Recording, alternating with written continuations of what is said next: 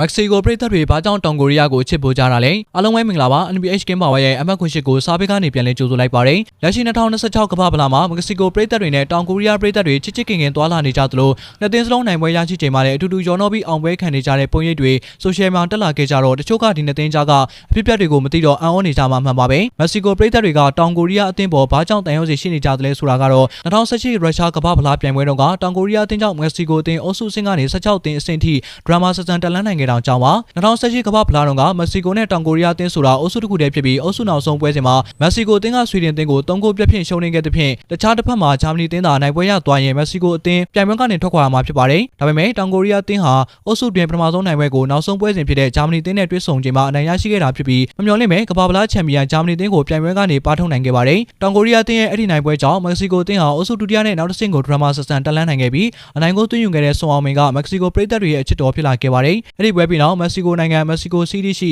တောင်ကိုရီးယားတန်ရုံးရှိမှာမက္ကဆီကိုပြည်သက်တွေထောင်ပေါင်းများစွာစုဝေးပြီးကိုရီးယားညီကိုတွေမင်းတို့ဟာအခုတော့မက္ကဆီကိုလူမျိုးတွေပဲဆိုပြီးတွားရောက်ကအောင်ပွဲခံခဲ့ကြပါတယ်ဒါအပြင်သူတို့နိုင်ငံကကိုရီးယားကုမ္ပဏီတွေထံဘီယာလက်ဆောင်တွေပေးပို့ခဲ့ကြသလိုလမ်းမမှာကိုရီးယားလူမျိုးတယောက်တွေ့ရင်လည်းပခုံးပေါ်ထမ်းနေပြီးဂုဏ်ပြုကြတဲ့အထိကိုရီးယားသားတွေပေါ်အချစ်ကြီးခဲ့ကြတာဖြစ်ပါတယ်အခု2026ကမ္ဘာဖလားမှာတော့တောင်ကိုရီးယားတင်းနဲ့မက္ကဆီကိုတင်းဟာအုပ်စု A မှာအတူတူကြားရောက်နေပြီးလာမယ့်19ရက်နေ့မှာအုပ်စုတွင်ဒုတိယပွဲစဉ်ဖြင့်ရင်ဆိုင်သွားမှာဖြစ်ပါတယ်ဆိုတော့တောင်ကိုရီးယားသားတွေနဲ့မက္ကဆီကိုသားတွေဒီတစ်ချိန်တွေ့ဆုံမှုမှာသူတို့ထားရှိတဲ့တန်ရုံးစင်တွေအတွက်ဆက်ပြီးမြဲနေဦးလားဆိုတာစောင့်ကြည့်ရမှာဖြစ်ပါတယ်